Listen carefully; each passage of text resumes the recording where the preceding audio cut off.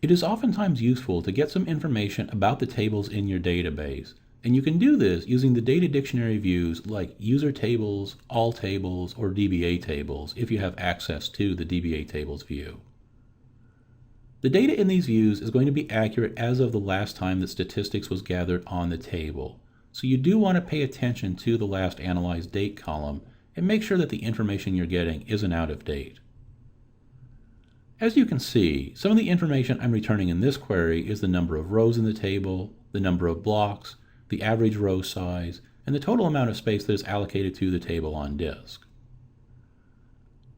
To get the space information about the table, you need to join either to the user_segments or the DBA_segments data dictionary view.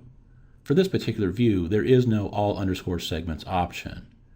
The user version will give you just the segments for the tables that your logged in user owns, while the DBA_segments version will contain information for all segments in the Oracle database. You will also notice several different block columns in this query. The block column from the tables data dictionary view is the number of blocks in the table below the high water mark.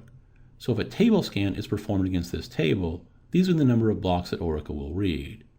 The blocks column in the segments view is all of the blocks that are allocated to the table, which is usually a little bit larger because Oracle may not have had a need to use all the allocated blocks as of yet. Along with table information, you can also get detailed information about each column in the table. Again, this data is accurate as the last time that stats were gathered on the table, so make sure you're up to date.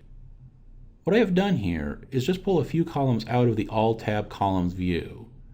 This is a quick way to see how many distinct values each column has, how many null values each column contains, and especially for varchar columns, the average length of the data in these columns.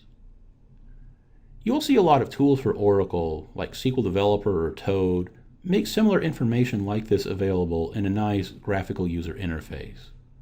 All of the data in these tools is coming from data dictionary views, like the data dictionary views that you see here.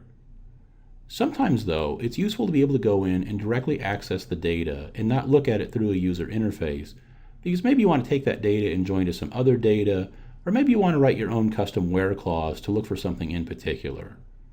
So be aware that these data dictionary views do exist, and there are a lot of different variations you can try out in order to get to the data that you need.